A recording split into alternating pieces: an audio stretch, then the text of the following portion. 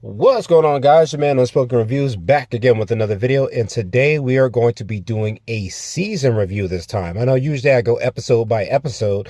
However, I did not want to cram so much in and do like a whole bunch of videos on the show because then I have to go back and watch it. But I did watch it and I enjoyed it, and that is a review on the new Alex Cross series that is now on Prime Video, on Amazon Prime Video, and it was a great show, guys. It stars Aldis Hodge as Alex Cross, and I gotta say, this show did some amazing things that I didn't think that it was going to do. And I gotta give a shout out to Amazon Prime. They've really been bringing it with kind of like that 80s action star kind of vibe. You know, we kind of got that with Reacher, and I've enjoyed also another movie that's on Netflix that's not related, but it's also called Rebel Ridge, and it kind of seems like it kind of takes that 80s action star vibe with just a guy who's there trying to make a difference in a community and save the community from itself. You know, whether or not they have their own personal beef or whatever have you, it's been pretty cool to see these kind of movies come back into form. Now, my relationship with the Alex Cross character has not been too great. I know that there are novels written by James Patterson, and I know they've been pretty popular, I think going up from 1997. Let me know if it's a little later than that. I know there were two movies, one with Morgan Freeman and one with Tyler Perry, that was not well received. But I'm glad that Amazon Prime has decided to put this show out there and gave James Patterson his due once again, so that way it could be done right and done to perfection. And it is done really well here in this series. You know, I know after the Tyler Perry one, a lot of people were a little thrown off whether or not it was going to be good. But then when I saw that Aldis Hodge was going to be leading the titular character, I was like, okay, I'm excited. Aldis Hodge has been doing his thing for a while. He's been doing his thing for a few years, him and his brother. And I remember seeing Aldis Hodge all the way back in the season 2 finale of Supernatural as Jake. I think he was one of the people working for the demons. I think it was Yellow Eyes. I know he does die, but I really liked him in that role. And I've seen him come and go. And most recently, I've seen him as, you know, Carter Hall, aka Hawkman, in the Black Adam movie that was not well received. However, I believe that Hawkman and the JSA were pretty good characters to have in that movie. And I really liked them in that movie and was hoping to see more of them because he did his thing in that film. And he does his thing here in this series as well. So before we get any deeper, I want to let you guys know there are going to be spoilers ahead. If you haven't watched it, I would say turn off this video, go finish the series or go start watching it, then come back. The spoilers will be limited. I'll try not to go into too many heavy beats, but I may have to. So I'm just giving you guys that warning now because I don't want to ruin it for you. But if you want to stick around and see if my favorite scenes match up with your favorite scenes or my ideas match up with your ideas, drop a comment down below. Hit that notification button because I do try to drop videos pertaining to some of my favorite TV shows, games, or movies. All right, guys, you've been warned. Let's get into it.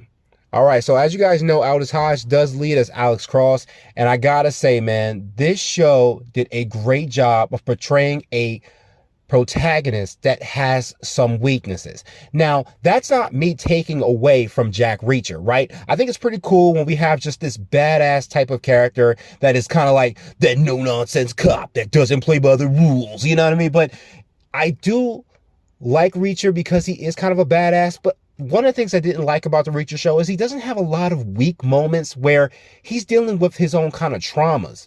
But in this show, Alex Cross, even though he is this decorated police detective, he is the smartest guy in the room. He does have incredible skills when it comes to solving crimes.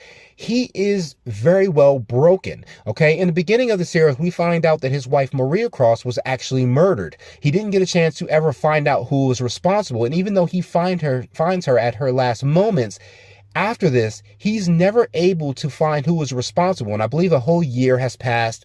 Some things have taken place, things that get discussed throughout the series. But Maria Cross is very well felt in this series. She's not one of those characters that just dies off and we just kind of talk about her. We really do feel her impact and her loss in not only Alex, but in his family as well as in his friends. You know, the way that it hits Alex and how he is unable to move forward, you know, and he acts like he is moving forward when in reality, he's actually not. He actually made some really rough decisions trying to find who was responsible, almost potentially killing a man who was not responsible for her murder.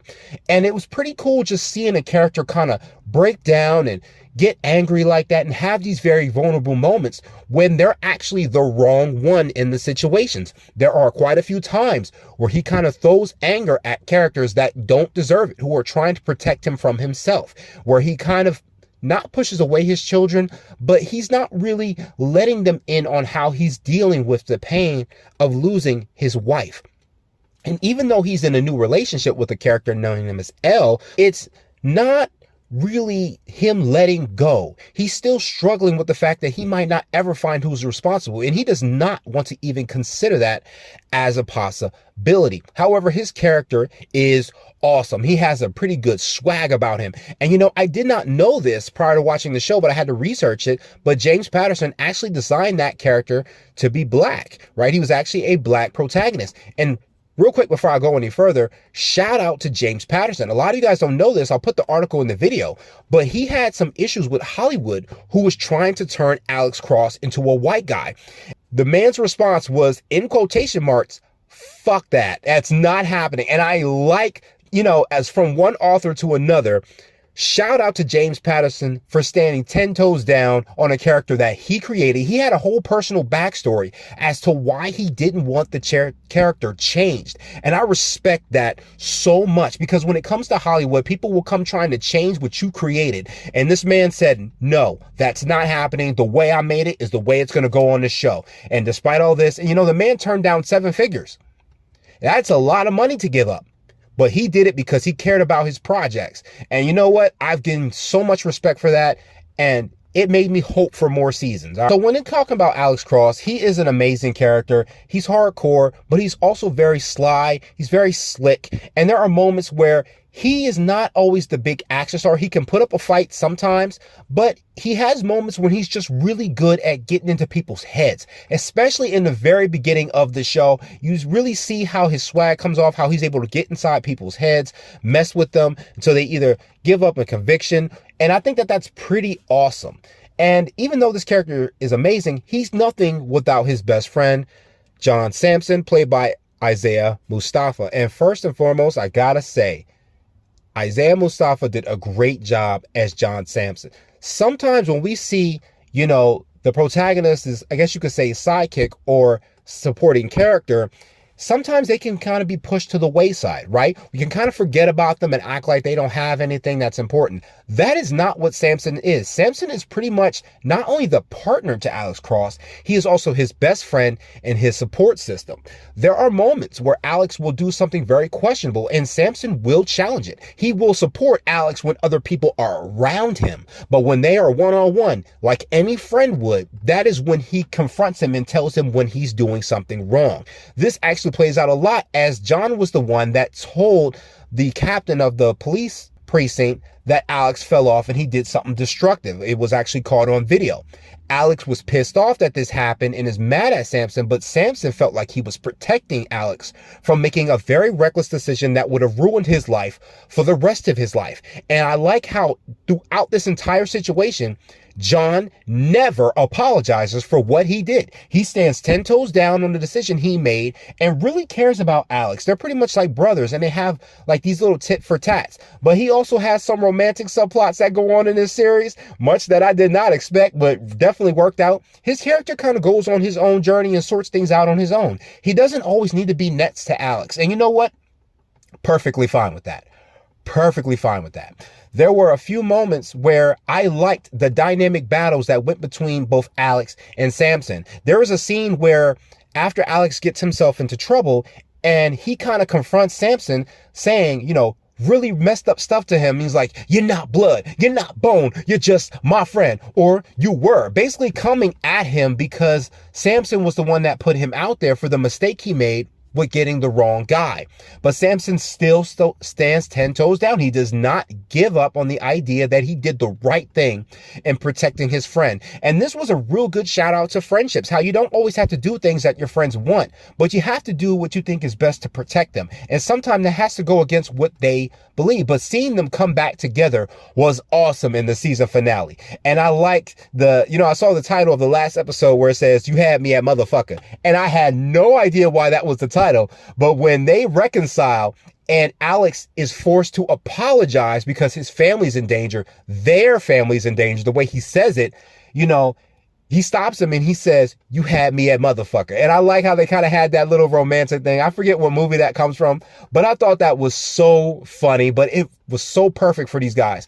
And the way that apology just ends everything and they just start working together right after that, I thought was amazing. That takes me to the next character that is in the show, another supporting character, Kayla Craig, played by Alana Tal. Now, let me tell you something, man, in this show, she is badass, smart, and sexy all at the same time. If anybody was ever wondering if Lara Croft could ever walk on screen, I'm telling you right now, look at Kayla Craig, this character.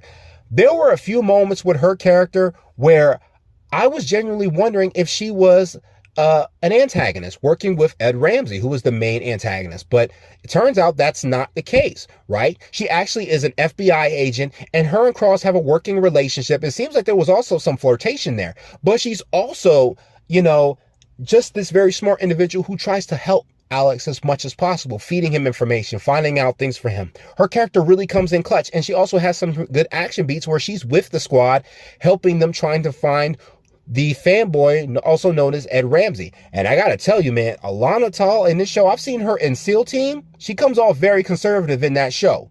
But man, in this show, woo, I'll let Smokey say it for me. Because she was bad as shit. All right, that was a baddie right there. Look at that. Look at that girl. I mean, man. And you know what? She seems like she flirts with Alex a little bit. Doesn't seem to work out because Alex got something going on with another girl. But my boy Samson, woo, he handled that. And I could not blame him. I could not blame him. But her character was awesome in this show. She has some pretty awesome moments. And I liked having her character in the show. That brings me next to the next female character of it, El Montario. Character is pretty interesting in the show as well. And she kind of has a dynamic that goes against Alex a little bit. And it seems like she's trying to fight for the right to create peace officers against police officers. She doesn't like the idea of what the police have done in the city. And she's trying to change that. She's trying to alter, the perception of law enforcement and make it different and create peace officers, which in my opinion, I think is kind of foolish. But it seems that even though her and Alex have this relationship, that they really care about each other, their ideologies clash a little bit, but they still want to be together, which I found was kind of interesting. There doesn't seem to really be any resolve for that issue. I kind of was hoping that was something I would see in the series, but it doesn't happen. They have a couple moments where they have some really romantic moments where they kind of work really well, but we also see Alex kind of pulls back from her a little bit because he's not really ready to get into a relationship. But Elle is not hard about that. She understands what Alex is going through. And there were a few moments where she forces Alex to face the things that he's afraid of.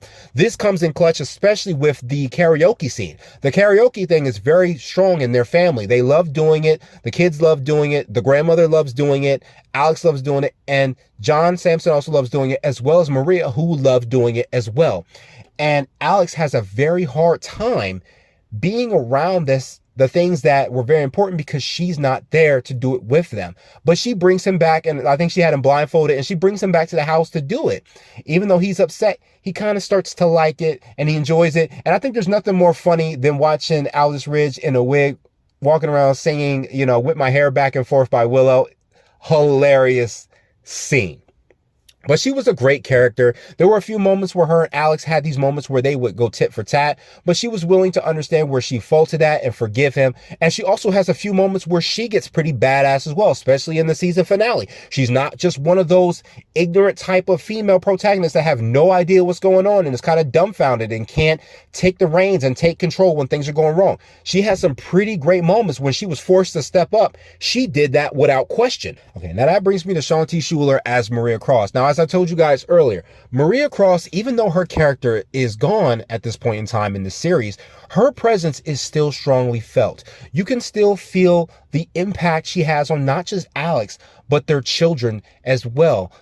How much all their characters miss her, how hard it is for them to move forward, but how much she was so influential in keeping the family together. There is a certain song that she always sings that kind of repeats in Alex's head. And there was a moment where, there are certain moments where Alex will be sitting in the room or doing something, and he will have flashbacks and memories of when his wife is near him, touching him, putting his tie on or helping him and things like that. And it will suddenly end and he'll be sitting alone by himself. And it was such a sad thing to see, especially as a husband myself. I couldn't understand what it felt like to lose my wife in such a manner and figure out how to move forward like that.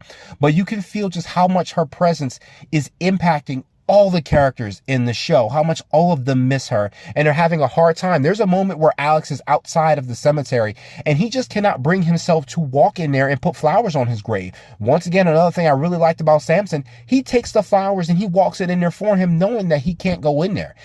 Just another great character moment. Okay, it was such a great thing. I missed, it sucked her character died the way she did, but I really just liked the emotional impact she had on not just on Alex, but also on her kids as well. And I like how her being gone kind of forces them all to come together, how it forces Alex to really take in his children and try to be there more for them and support them with everything that even he has going on. Now, this brings me to our antagonist, Ed Ramsey, played by Ryan Eggold. Hey, man, nothing can be overstated when I say this guy is the worst type of menace in a good way on television. Ryan Eggold did his thing in this show.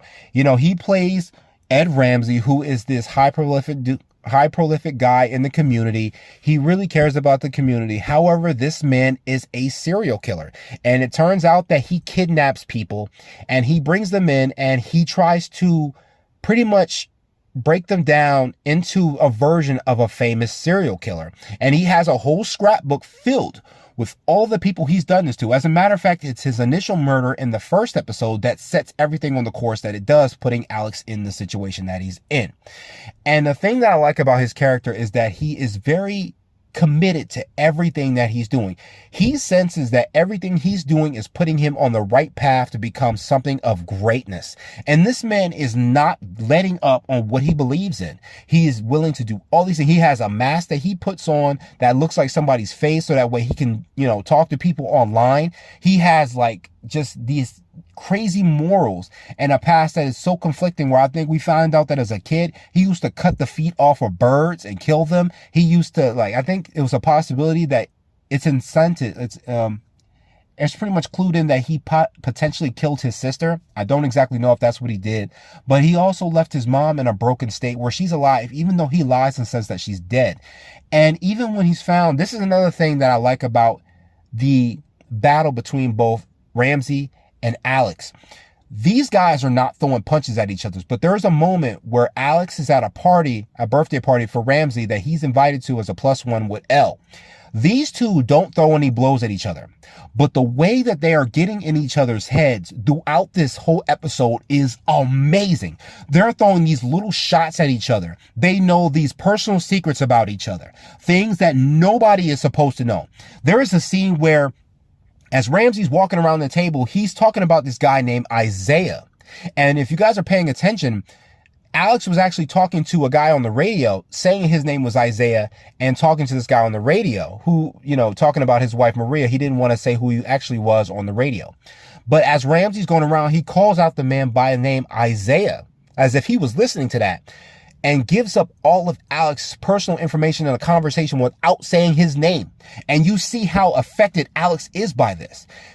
And not only that, but the way Alex is able to go back at him, bringing up his mom, because at this time, Samson goes and actually finds his actual biological mom and actually has a video that he sends to Ed Ramsey and shows it to Ramsey to tease him.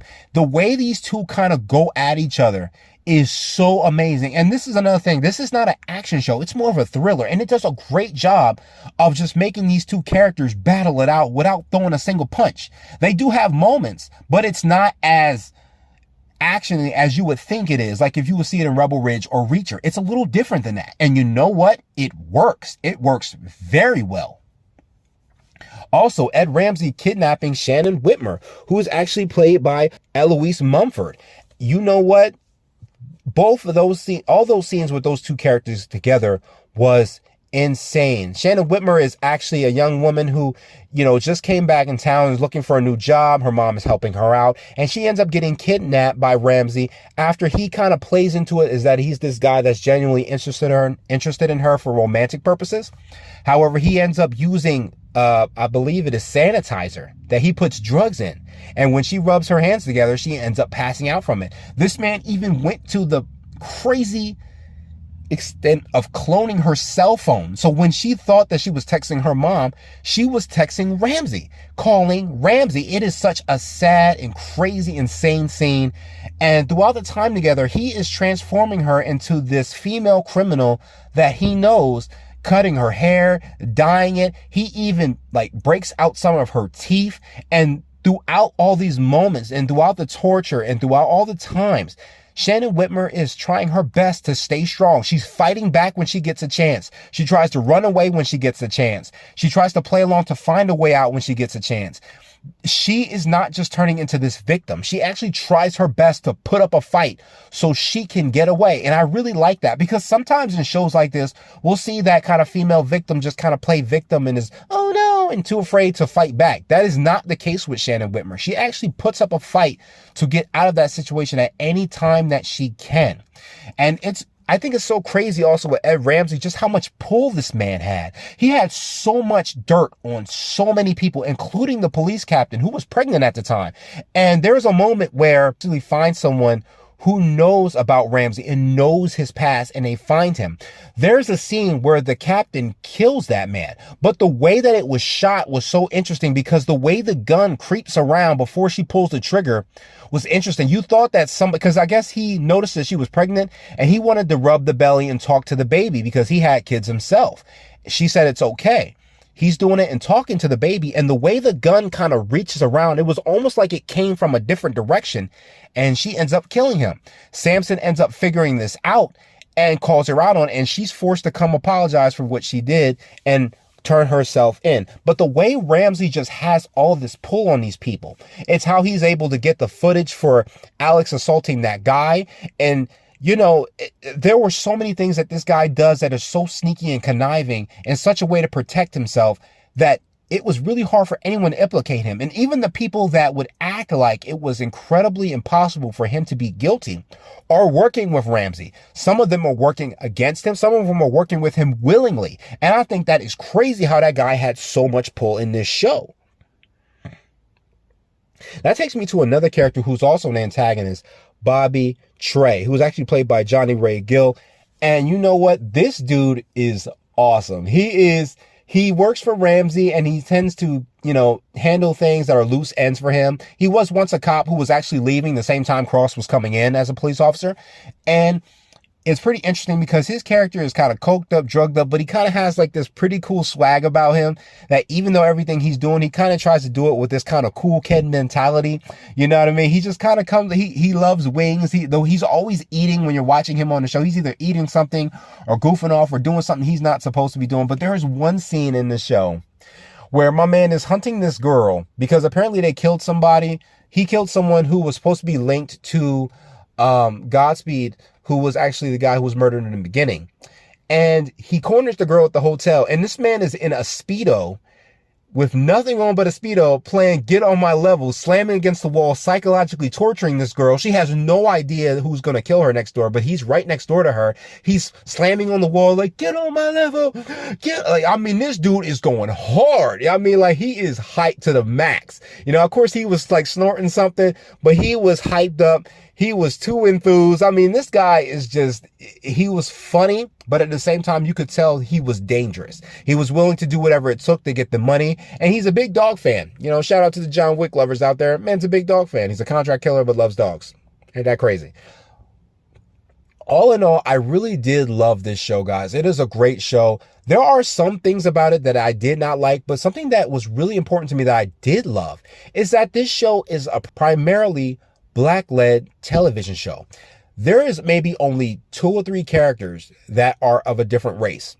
And this is something that I really like, because sometimes when we watch shows, we sometimes get the same things that we expect from African-American characters, right? The same old kind of repetitive crap. This is not what this is. You know, there are moments where characters are going through really tough things that are not the generic problems. And I really like that. It's a very different kind of story, but it is Black-led. And I love that. I really love that it is something like that that can stand on its own in its own area and give Black characters a chance to be something more than the average characters that we've known them to be, which is something that I really thought was amazing.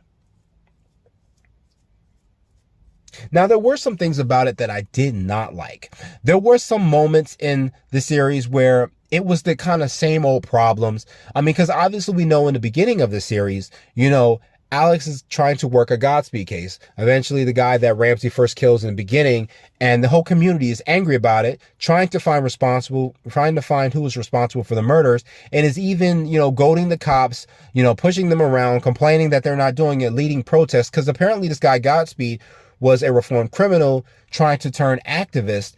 His spirit is felt there by the family and the people there. But the way that people are treating Alex and Samson, because they come up there trying to help. And, you know, the way that Black people in this show kind of do the average Black thing where they say, you know, fuck the police and all that kind of stuff. It was kind of annoying to see that. There's even a moment where they're trying to help and they're just trying to get the answer to certain questions so they can rule things out. But even when they're asking that, characters are getting mad at them, yelling at them, saying that that's bullshit, they're wasting our time, blah, blah, blah, blah, blah. It was very interesting that those same tropes were still there. Like, you have these 2 cops that are trying to make a difference, yet everyone is butting heads with them and not letting them do their best to figure it out.